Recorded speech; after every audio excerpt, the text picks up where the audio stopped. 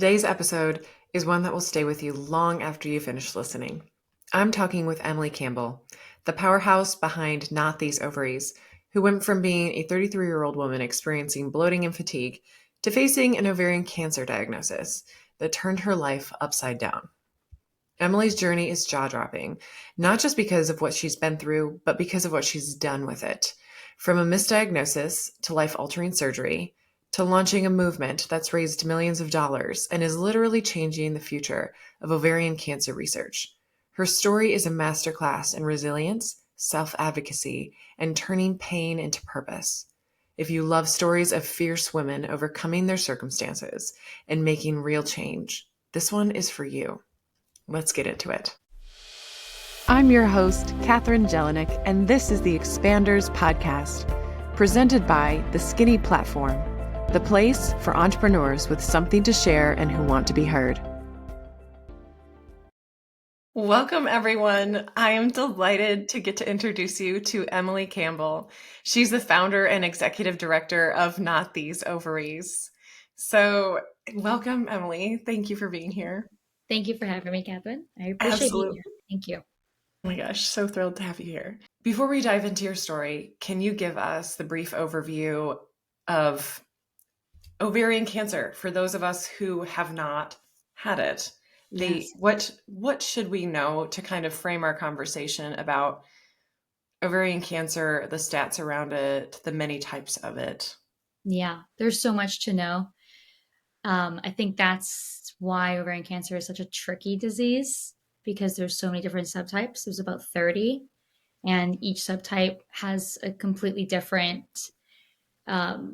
pathology and how it responds to treatment and how even the patient looks. So the most common type of ovarian cancer, that when you think of ovarian cancer, what you imagine in your head is high-grade serous ovarian cancer. It's about 80% of cases. And there's another type called low-grade serous ovarian cancer. And the difference is high grade is literally higher growing, faster growing, more aggressive. Low grade is low grade growing. So it's slower growing, it's less aggressive. Now, the difference as well between high-grade ovarian cancer and low-grade ovarian cancer is treatment. So chemotherapy is always the standard protocol for many cancers when you get diagnosed, right? High-grade serous ovarian cancer does respond pretty well to chemotherapy because chemotherapy attacks like fast-growing cells, right? That's why you lose your hair during treatment, because it's a fast-growing cell. Now, because low-grade serous ovarian cancer is a slower growing cell, it just doesn't respond well to chemotherapy. So that makes it tricky for women that are diagnosed. And the hardest thing for women that are diagnosed with low-grade serous ovarian cancer is that they're usually younger as well. So the average age for ovarian cancer diagnosis is about 65 years old. For low grade, it's about 45. So you have a 20-year age gap in average age of diagnosis. So that includes, yes, you're getting a diagnosis of ovarian cancer, but now you're getting all these other like consequential health issues and concerns at a younger age. Like now you're dealing with maybe fertility loss or early onset menopause, to name like the two biggest ones. So the biggest difference between the different types of ovarian cancer, particularly high grade and low grade, is age and how it responds to treatment. And what's the survival rate for either both of those types or ovarian cancer in general? The survival rate for ovarian cancer after 5 years is only 51%. Oh my God. And I didn't know that. Yeah. So that's After 5 years of having it, if you can't defeat it in the first 5 years, is that?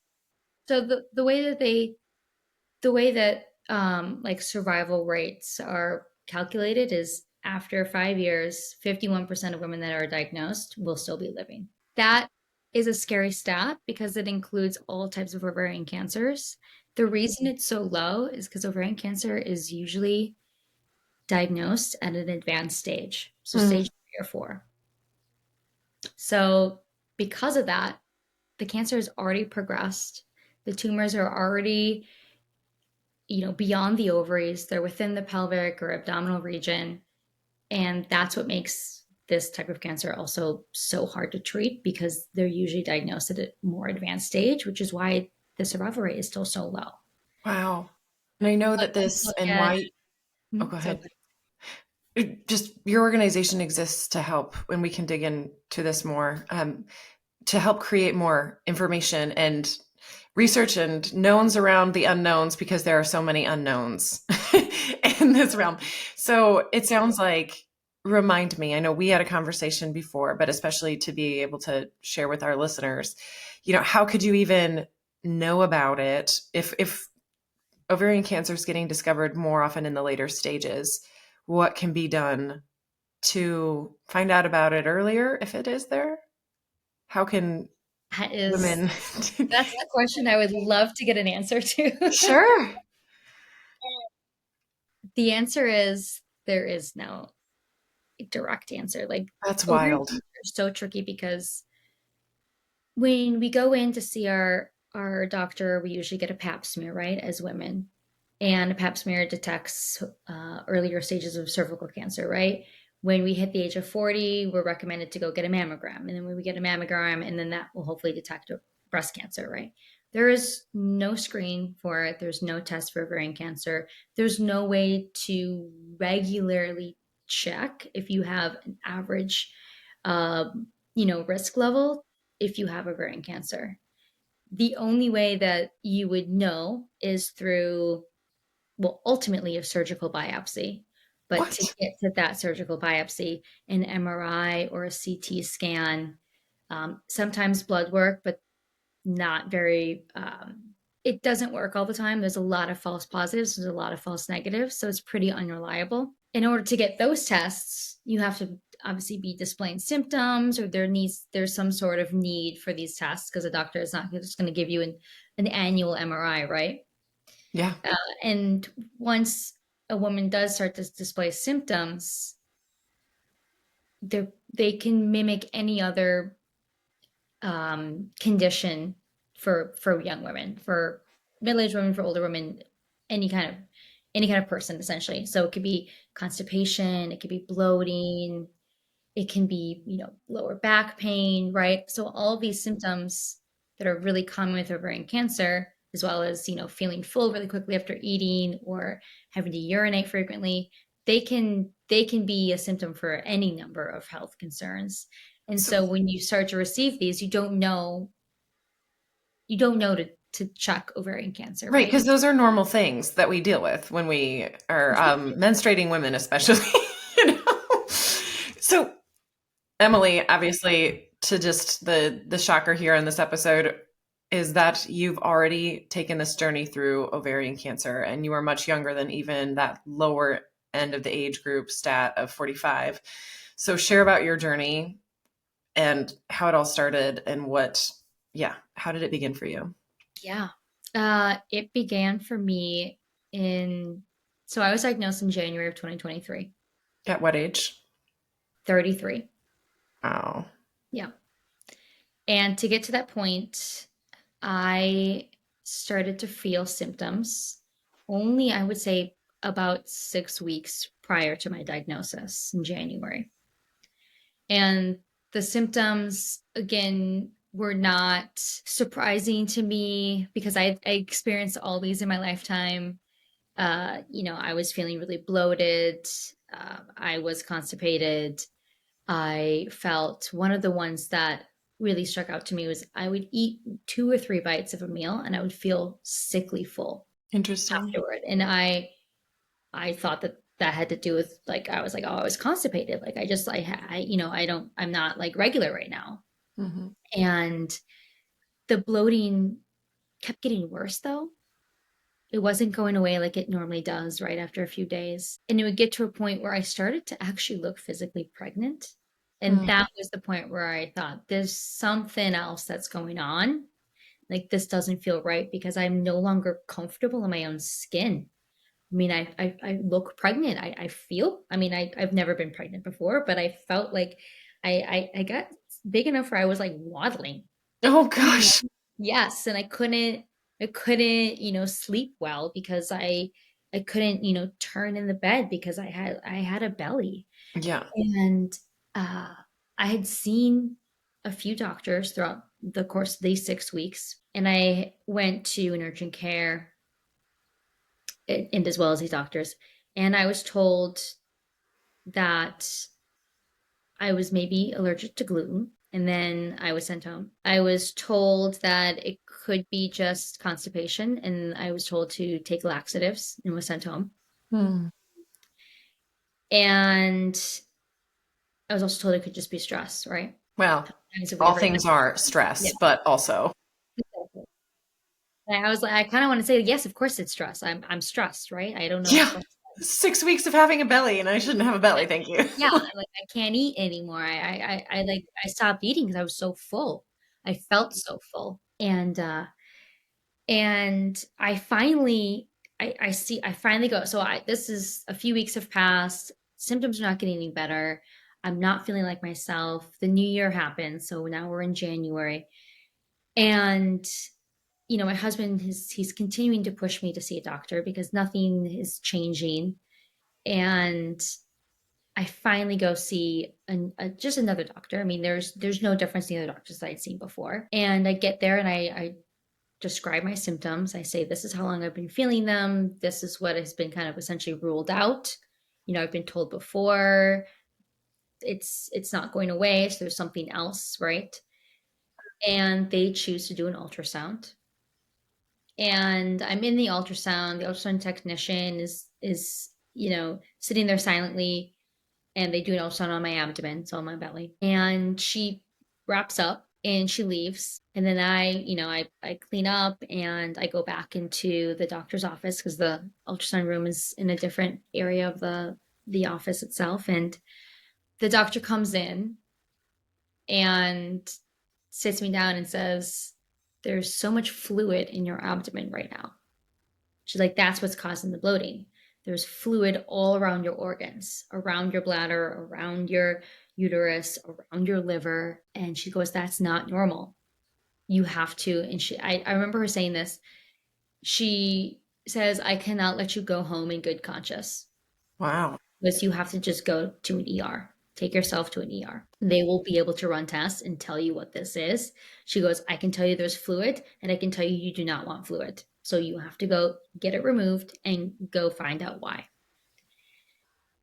And of course, I don't even remember like what I thought after that moment. I I don't know if I had a thought after that moment, to be honest. I can't recall, but I do remember I felt a little nervous, right? Because I'm like, I have to go to an ER. Because at that point, I just wanted to hopefully get an answer and then be like, oh, this is it with this ultrasound. Now take this or do this, and then you'll be fine. And then having to go to the ER, I was like, this is just going to prolong everything. This is going to make everything a kind of a big deal, right? I'm like, this is now I have to go sit in the ER. Yeah. Want to go Nobody home? wants to go to the ER. Exactly. No one wants It to go to the ER. sucks. Yeah. Sucks. I knew it was going to take forever.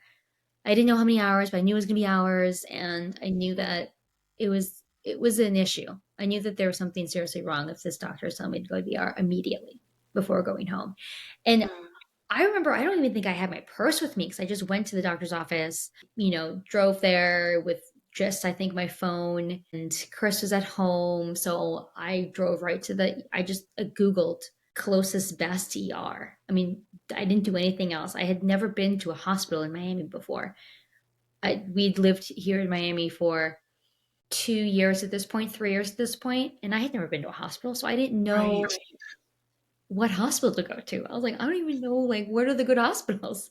So I take myself to the highest rated ER, which is also luckily like kind of halfway between the doctor's office and my house. So I went right there. And I walk in and I say, "Hi, I just had an ultrasound, and I'm here because they had fluid in the ultrasound, or they found it, and I should be doing more tests." And I didn't know what else to say because I'm like, this is all I have. This is the information I have. Um, take take Yeah. this information Here I and am.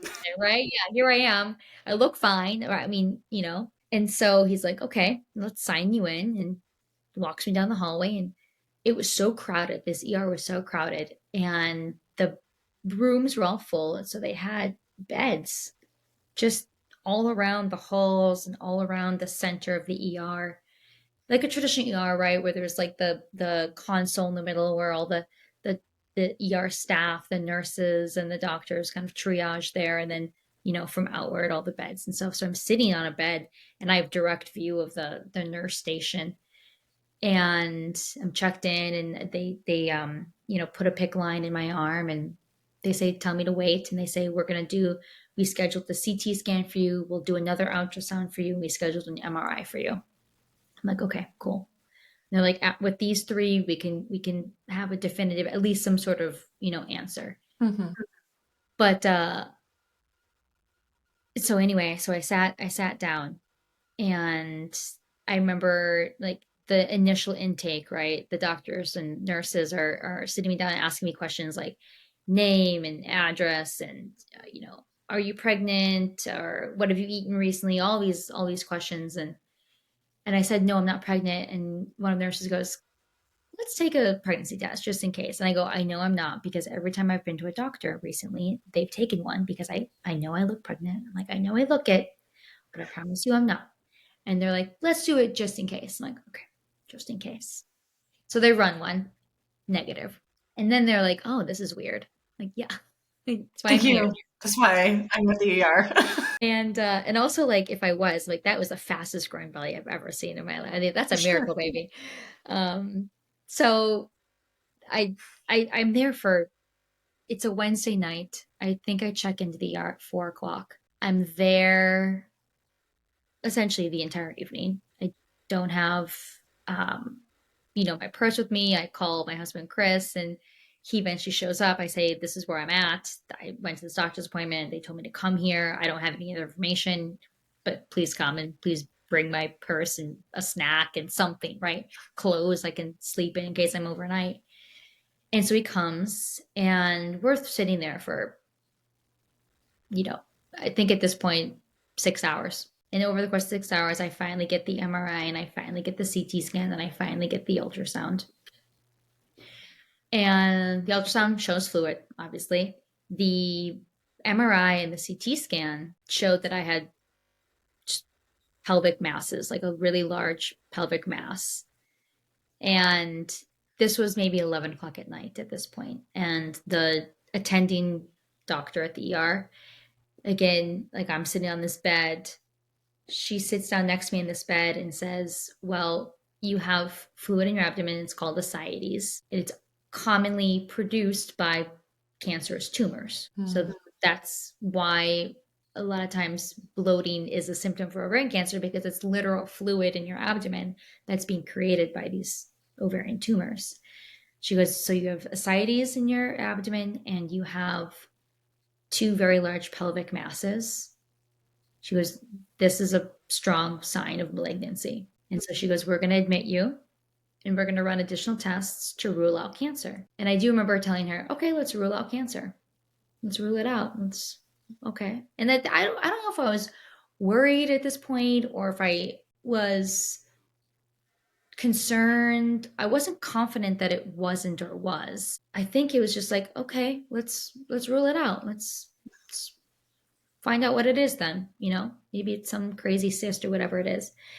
And so then this is 11 o'clock at night. And after she walks away, she goes, we're going to admit you, we're going to, rule out cancer. I remember being really upset that I was being admitted to the hospital, though, not because she told me that it was cancer, but because I was staying in a hospital, because I'd never in my life stayed in a hospital before. I mean, how do I say this? I pride myself on being a very healthy person. Yeah. I eat very well 80% of the time, 80-20 rule. I exercise regularly, running, lifting weights, yoga, etc. Don't smoke, don't, heavy use of alcohol, don't do.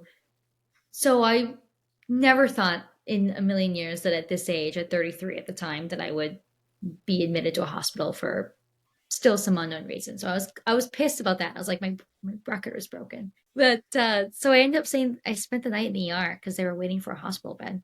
And it's just I couldn't sleep, because not because I was that concerned, but I couldn't sleep because it was bright. There's no they don't shut the lights off in the ER in the middle of the night. It's loud. There's people coming in and out. And about 6 o'clock in the morning is when they took me and they said, "We've got a room for you." And they wheeled me up and they put me in a room. So that was Thursday morning. Now, Thursday morning, again, there's the intake. The attending doctor then comes in and says, "Okay, we're going to have to do a procedure to remove this fluid. It's called paracentesis. What we do is we stick a very long, hollow needle in your belly and we release the fluid that way." Now I think to myself, that sounds like the scariest procedure anyone could ever have. Please make sure I am drugged up for this one. For real? That I was not looking forward to that at all. I was like, absolutely not. I do not want to do that. I thought, how can I delay this? Oh. But I was so uncomfortable. I was like, no, I have to do this. Like it has to happen. And that was Thursday. It was painless. The worst part of it was just the injection of the um it was the lidocaine, so the painkiller essentially. That Mm, was painful. good. I'm glad they helped you. Yes. Yes. So that luckily eliminated, but it was about a half hour of me kind of lying on my stomach, and they took a really long hollow needle tube Awful. and it was stuck into my abdomen. I remember laying there and I couldn't feel it luckily, but I was like counting the ceiling tiles because I didn't want to look. I was fine. I felt fine. I wasn't like, nervous about the needle. I wasn't Mm, nauseous about it because once I was in the moment, I was like, I'm in the moment. This will be over eventually, right? mhm. I was like, I just don't want to look at it because if I look at it, Yeah. then I might start thinking about this is a real thing. Like this is No, don't make it I'm real. just sitting Yeah. there like counting the ceiling tiles for about a half hour. Like, okay, when's this gonna be over? When's this gonna be over? When's this gonna be over? And they're about done and they're draining this fluid and they're filling up like gallon jars of this. Wow. I had, I think 6 liters of fluid. No wonder you looked pregnant. I had like about 6 liters. 6 liters of fluid that first time. And I think they removed more during the surgery. But Oof. so, and I remember at the very end, they had a few more minutes left, and I'm kind of like lying a little bit on my left side because the needle's on my right side. And she goes, "Can you just turn over a little bit and I'll try to get the remaining fluid out?" And I'm thinking to myself, how is she going to do this? So I kind of turn over, and she's pushing on my belly, like trying to like almost like you're trying to push fluid out of a balloon, Yeah. like pushing. And it's like I'm like, okay, this is the strangest experience I've ever had. That's over. And that was a Thursday. Friday, I had another MRI. And at this point, they're telling me because they can run tests on the fluid as well to see if there's, cancerous or at least abnormal cells. After a second MRI on Friday, and then we did a PET scan on Monday, the attending doctor goes, this is ovarian cancer. Like you have two masses on each ovary. Sorry, two masses, one on each ovary.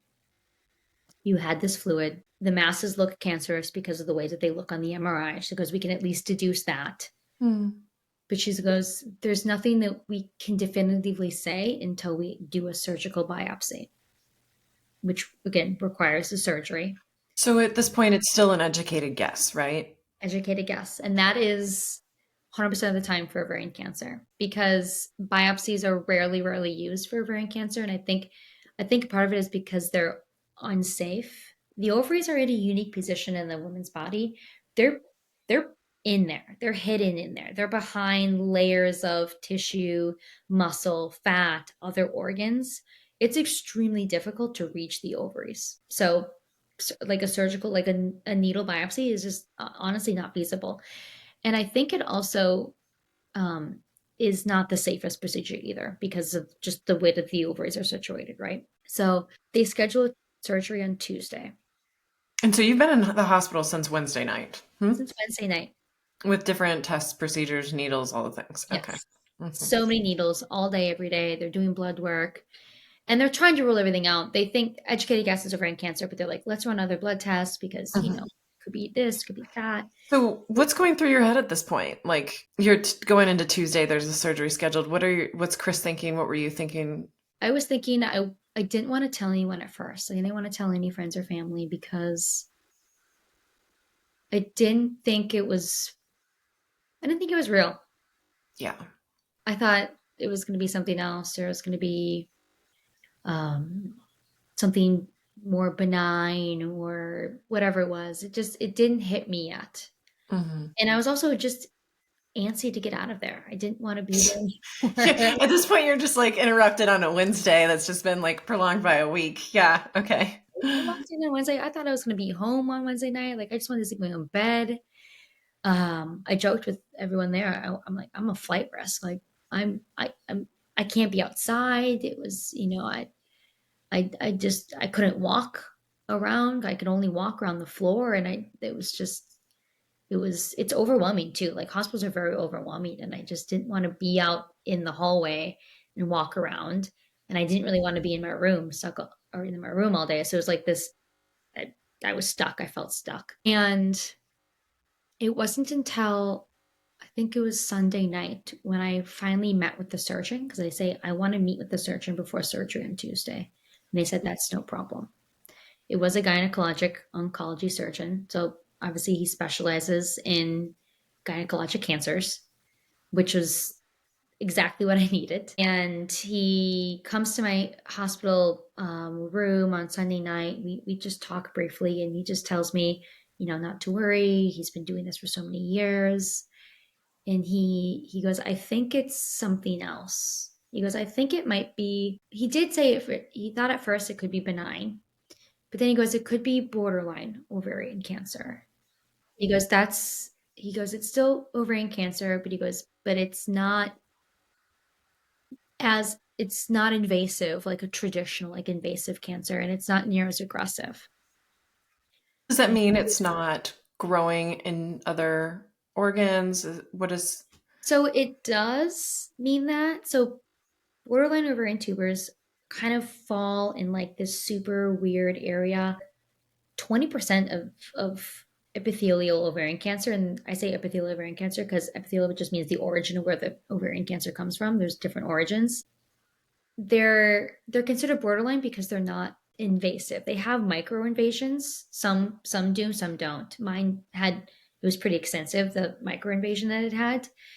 It essentially means it's micro invading the neighbor organs, but it's not penetrating the organs so much that you would, essentially lose your liver or lose, part of your colon, because so many women that have other forms of cancers, ovarian cancer, it's so extensive that they lose their colon, and then they have to have I'm yeah, blanking on the word, but yeah, anyway, so yeah, uh, um, this port colostomy thing. bag? Yeah, yes, yeah. Yes, the bag. Hmm. Yes, yes.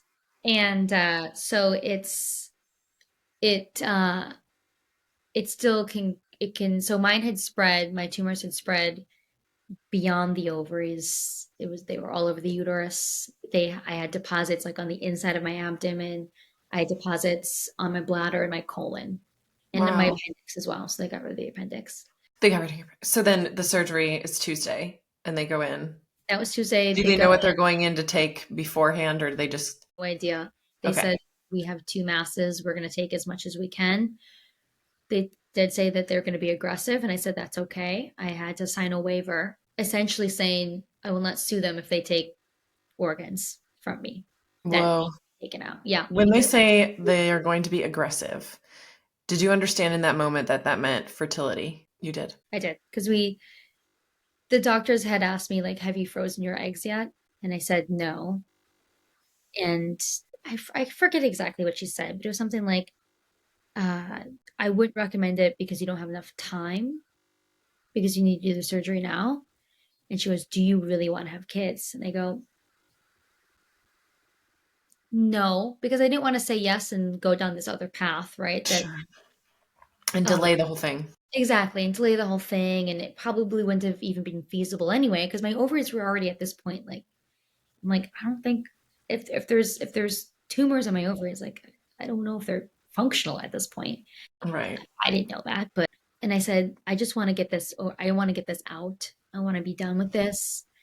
I'm okay. And in that moment, I just wanted to be over with it. I wanted it to be out of my body. I was being told it was ovarian cancer. I was like so focused on that.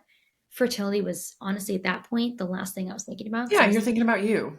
exactly. Yeah. And you know, now that years have passed. I do think about it now, but in that moment, I'm like, this is what I need to focus on, Mhm. right? Well, that's And good. so I signed the waiver, and I I awake from surgery, and I do remember asking my husband, I go, did they take everything? And he goes, yes. And I think that in my head, it wasn't necessarily about the fertility aspect in that moment. It was more about, okay, oh, it was extensive, or oh, there was a lot. Like if they took everything, I'm like, that was a big deal because that means that there was some serious shit in my like, Sure. That it like would have progressed to a point that like was, it had progressed. yeah. Yeah. And that's when I knew I was like, okay, this is a big deal. Hmm. And I was released the next day. And part of it is because I The pushed next day? the next day. Can you believe it? That's insane. They don't release people from childbirth that fast. That's nuts. Total hysterectomy, No. bilateral salpingo oophorectomy, which essentially means uterus, fallopian tubes, ovaries, and cervix. All of it taken, plus the appendix. They'd scrape the bladder, they'd scrape the colon, the deposits came off. They scraped the inside of the abdomen, deposits came off. That's great to hear about that. Yes. So the great news was there was no more tumors in my body after the surgery. They said it was Yeah. super successful. But then you're walking out of there the next day with having had a total hysterectomy and Yes. everything. Yes. With, I would argue, maybe a 24-hour notice Yeah. from the surgery scheduling, maybe a 6-day notice from walking into the ER. But yeah. Whoa. So what happens after you get home from that? Like, and by the way, like, that's like some serious trauma in terms of a lot happening in such a short period of time and having so many different layers of meaning of each decision and not being able to digest them all. So you go home and then where are you, mentally, physically, emotionally? So that's a good question because I feel as if in this story, the hospital was probably the easiest part for me. Oh my God, interesting. Yes. Because after the hospital, after the surgery, they send the tumors off to pathology, and pathology takes 2 weeks, or it took 2 weeks. They can do a super quick, like a immediate pathology during the surgery, and it can kind of help them determine the staging, obviously, and the type and how aggressive and extensive and um, what have you. But after the surgery, the surgeon then said, "This is borderline ovarian cancer." He goes, which is great news. He goes, it is ovarian cancer, but your prognosis is, 90%. I'm like, that's great news. He goes, but we're going to send it to pathology. It's going to take 2 weeks. They're going to give us the actual, they're going to look at every single part of what we took out because they only sampled in the surgery a little bit, but the pathology was going to sample the tumors in the ovaries, the uterus, was going to sample the deposits in the abdomen, like all the different deposits, right? And in that 2 week time was it we filled our house with people, which really helped me. Yes, yes. My mom came down, both my parents came down for the surgery. My mom stayed for a while, for maybe 5 weeks, and just helped around the house. Hmm. Friends fly in, people came to visit all the time. We always filled our home with people, which really helped me. I think I don't. It wasn't me ignoring it, but it was at least me like I was filling my house with joy, and I was talking to my friends about it because that also helped me. Like they had questions, and I was okay answering them in that moment. Maybe because I was still in shock and I was like super normal and answering them like oh yeah, I'll tell you about this, or I'll tell you about that. This is what happened, and that helped me like process it and make it so it was super real. Like this is actually happening. This is what happened to me. I went through all of these things in just 7 days, 6 days, and those 2 weeks were mostly focused on just being with family and friends, and also physically recovering, which was really difficult. The physical part was hard. I was lucky I had a robotic surgery. Traditionally, with ovarian cancer, there's a really long incision from essentially your pubic bone, like up to above your belly button, like an open surgery. I had a robotic one. So it's five really, really small incisions across the abdomen. If you look at me today, you can still kind of see them. They almost like look like little dimples across my abdomen, but it does not look like a normal scar. Wow. So if you wouldn't know, you wouldn't really think it was a scar. You'd think it was whatever. Hmm. Yeah. So that helped a lot with the recovery process because it wasn't near as intensive as an open surgery with a traditional surgical procedure, but it was still really difficult. I couldn't, sleep on my sides or my stomach for a really long time. I could only sleep on my back, which was difficult Hmm. and uncomfortable. Like I would wake up in the middle of the night with back pain because I couldn't move. And I was kind of stuck in one position and my muscles would seize. And I couldn't, lift anything heavier than, a water bottle, which is 3 pounds. And so I was pretty useless for a really long time. And that was hard for me because I was so active normally and I Yeah. was fit. And being in that position of this vulnerability where I couldn't, in the very beginning, like I couldn't use the restroom or shower by myself. Like that was, the first, week or so. And that, it helps you release your ego, right? Mhm. When your partner is literally helping you do basic activities, Yeah. it made us stronger in many ways. Like we just got so much closer. We were always close, but so much closer in that moment. And it just you had to just kind of release. You just had to be vulnerable. You just had to like I don't want to say laugh about it, but just find the joy or just find like the the the funniness and just like the The craziness of what you like were the living with. craziness of it all. Like, oh my God. That's amazing to hear you say that because it is interesting. I feel like in every experience or walk of life, that surrender of control is what grows us, where you leap into what is rather than forcing your agenda. And at your point, I mean, like life had like taken every option from you in terms of like forcing your agenda. You had to let go. But Yeah. It was did less than letting go. did the shock ever catch up with you? I'll let you know when it does. Okay. That's right. Because what you've done in one way, you can see that you've channeled some of the energy into creating something meaningful to do something about this. So it's very evident in your story, like how much unknown and medical, what the fuck, excuse my Yeah, language, honestly. Yeah. is going on. So can you tell us about starting Not These Ovaries and the aim of the organization and why you started it? Absolutely. Why we started it was because we realized throughout this process, there's just not enough information. There's just not enough information. It's disparate. It's maybe old information. So it's not as updated because, again, these rare cancers, they just don't get as much research. There's no funding. It was really hard for us to get answers. Now, part of this was because after the pathology report, we were told it was low grade serous ovarian cancer, which is different than borderline.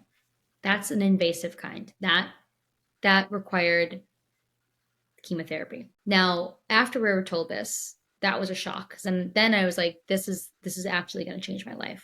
Like just sitting in there and saying like these are the and just listening to the nurse say, these are all the side effects that you're going to have with chemotherapy. This is what you're gonna have to go through.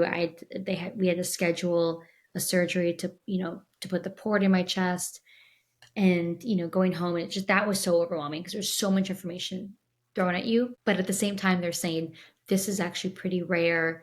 We don't really see this that often. This is very unusual. Like being told that too really unnerves you because you're going, okay, well, this is rare or it's unusual. You're not seeing this that often. Like, how much do you know about this? So hearing that, we decided to get a second opinion. We actually got two second opinions. And that took about 4 weeks to get for both of them. And in these 4 weeks, we're fighting with different, institutions who are trying to get appointments.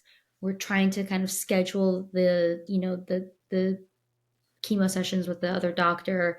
We're trying to schedule the second opinion sessions with the other doctors and thinking that we are going to take this specific path. When we receive the two other second opinions, they come back with it's borderline ovarian cancer, which is again not invasive, but they go, it can be easily mistaken because I'm not going to remember the year, but up until the early aughts, they were considered the same, Hmm. the same Up treatment. until the early when?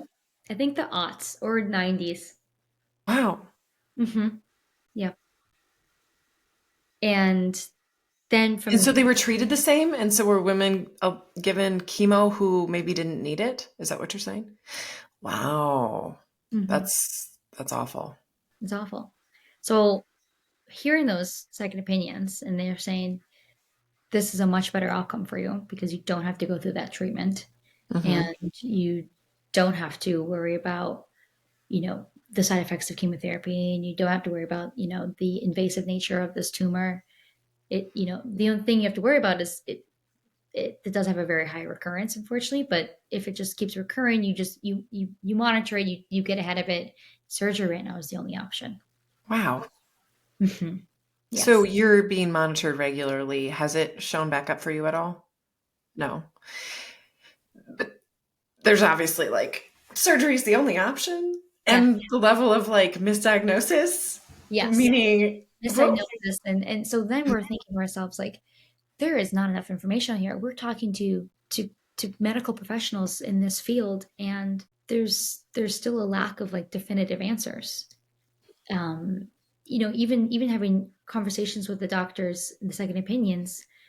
I went to MSK in New York and I went to Dana Farber in Boston for my second opinions, and they both said, um, well, one said, yeah, you would probably need chemo for low grade. And the other said, you probably shouldn't need chemo for low grade anyway, like even if it was low grade. So again, these are conflicting opinions on the treatment protocol. And this was not even conflicting opinions on the type of tumor that I was receiving. Because one told me low grade, the other told me borderline. And so then this entire like all these conversations that we're having with doctors and saying like, oh, this is so rare, and hearing that there's just not a lot of funding for it. There's no funding for it, honestly. There's not that much research on it because it's more rare. The majority of ovarian cancer research dollars goes towards high grade ovarian cancer because, of course, it's 80% of the diagnosis is, so the money's going to go there.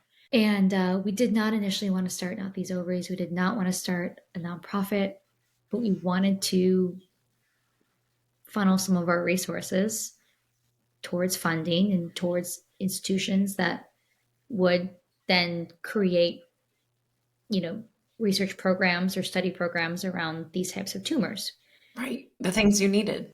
Exactly the things needed. And I was like, going through this process, like if they're that similar, if a borderline tumor, because a lot of times borderlines do progress to low grade or they happen at the same time, but they don't know why and they don't know how.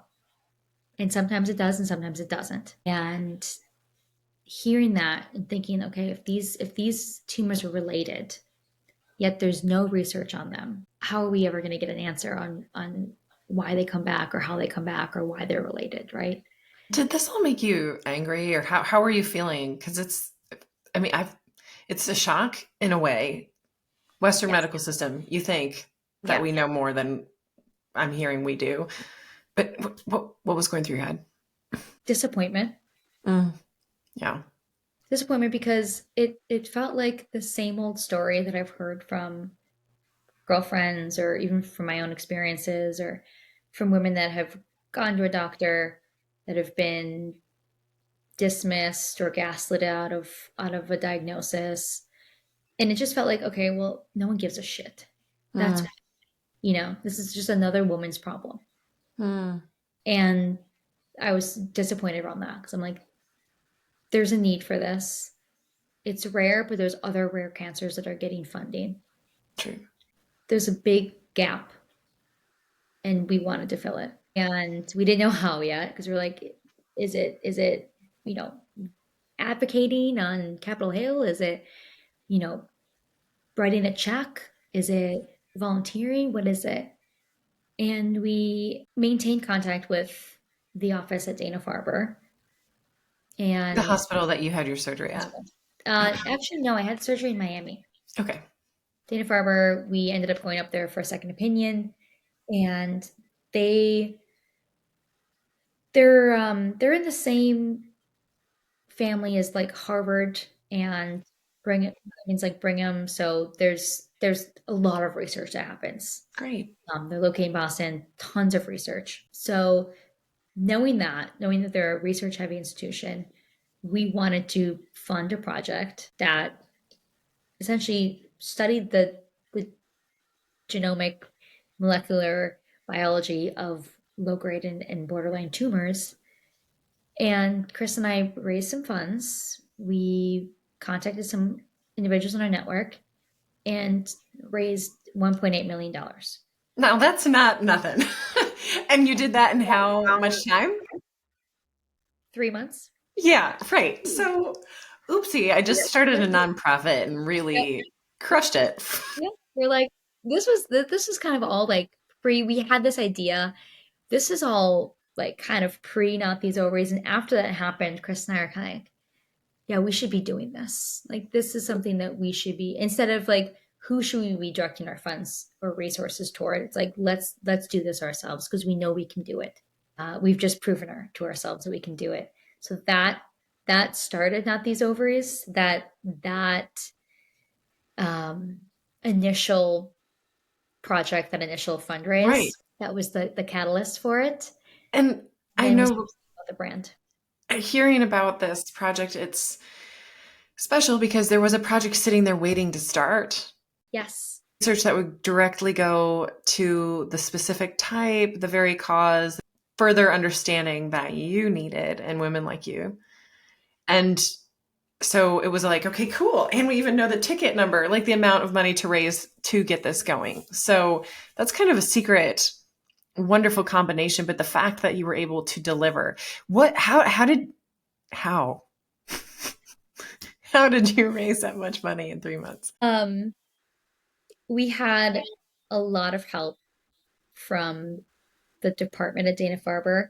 The director of philanthropy told our story to other donors at Dana-Farber.